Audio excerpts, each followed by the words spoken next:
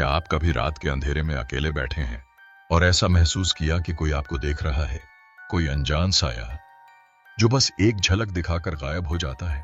भूतों की कहानियां सदियों से हमारे समाज का हिस्सा रही हैं, कभी डराने के लिए, कभी सबक सिखाने के लिए और कभी केवल एक मनोरंजन के लिए। लेकिन क्या आप जानते हैं कि इन कहानियों की शुरुआत कहां से हुई?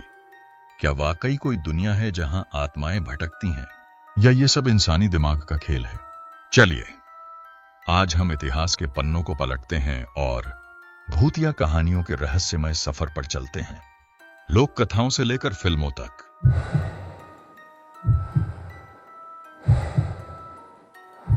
भूतों की सबसे पुरानी कहानियां अक्सर मौखिक परंपराओं में निहित थीं, जो चेतावनी भरी कहानियां होती थीं और रहस्यमयी घटनाओं के स्पष्टीकरण के रूप में कार्य करती थीं। प्राचीन ग्रीक और रोमन संस्कृतियों में भी प्रतिशोधी आत्माओं और अलौकिक घटनाओं की कहानियां थीं। उदाहरण के लिए, रोमन कवि वर्जिल ने ऐसे भूतों का उल्लेख किया जो अधूरी इच्छाओं के साथ भटकते थे। इन कहानियों में डर के साथ साथ नैतिक सीख भी छिपी होती थी। भारतीय लोक कथाओं में भी ऐसे कई उदाहरण मिलते हैं, जैसे बेताल पच्चीसी, जिसमें एक भूत राजा विक्रमादित्य को चुनौती देता है। इसी तरह राजस्थान के कुलधरा गांव की कहानी भी रहस्यमयी है, जहां एक पूरी बस्ती रातों रात लापता हो गई थी। क्या ये सिर्फ अफवाहें हैं या सच्चाई?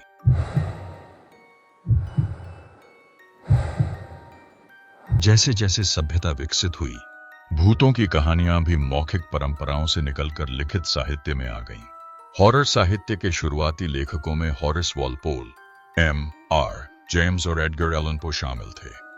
गॉथिक साहित्य ने इन कहानियों को एक नया आयाम दिया, जहां डर केवल भूतों से नहीं, बल्कि इंसानी मन के अंधेरे कोनों से भी उपजता था।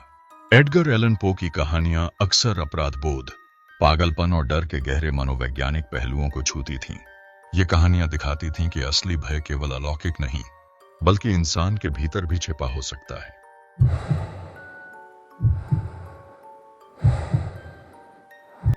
20वीं सदी में जैसे जैसे सिनेमा का विकास हुआ, भूतों की कहानियां बड़े पर्दे पर आने लगीं। सबसे पहले मूक फिल्मों में डर का उपयोग किया गया, फिर हॉरर निर्देशकों ने इसे नई ऊंचाइयों पर पहुंचाया।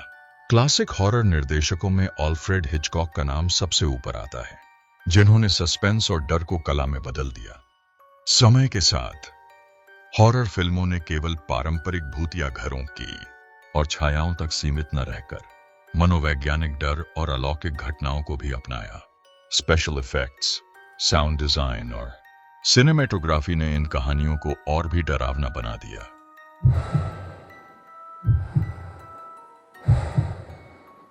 आज के दौर में भूतों की कहानियां डिजिटल मीडिया में एक बार फिर से लोकप्रिय हो रही हैं। Popular podcast, social media trends और ऑनलाइन पैरानॉर्मल कम्युनिटीज ने इस शैली को नया जीवन दिया है। साथ ही आधुनिक कहानियां अक्सर वास्तविक जीवन की घटनाओं भी और पैरानॉर्मल इन्वेस्टिगेशन से प्रेरित होती हैं। कई यूट्यूब चैनल और वेबसाइट्स अब ऐसे वीडियोज और कहानियों को साझा कर रही हैं, जहां लोग अपने अलौकिक अनुभवों को बयां करते हैं। डिजिटल टूल्स की मदद से अब लोग अपने भूतिया अनुभवों को और भी सटीकता से कैद कर सकते हैं।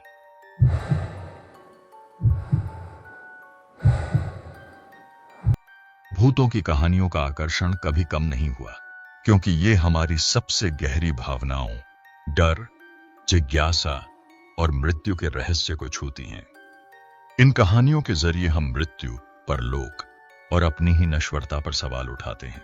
ये कहानियां केवल डराने के लिए नहीं, बल्कि हमें यह सोचने पर मजबूर करने के लिए भी होती हैं कि क्या वास्तव में कोई दुनिया है जो हमारी समझ से परे है। लेकिन अगली बार जब आपको लगे कि कोई छाया आपके पीछे है या कोई धीमे से आपका नाम पुकार रहा है, तब क्या आप सिर्फ एक वहम मानकर इसे नजरअंदाज कर देंगे? अगर आपको यह वीडियो पसंद आया तो इसे लाइक करें, अपने दोस्तों के साथ शेयर करें और हमारे चैनल को सब्सक्राइब करना न भूलें, क्योंकि आगे और भी डरावनी कहानियां आपका इंतजार कर रही हैं। और हां, अगली बार जब आप अंधेरे में अकेले हों, तो एक बार पीछे मुड़कर जरूर देखना, शायद कोई आपको देख रहा हो।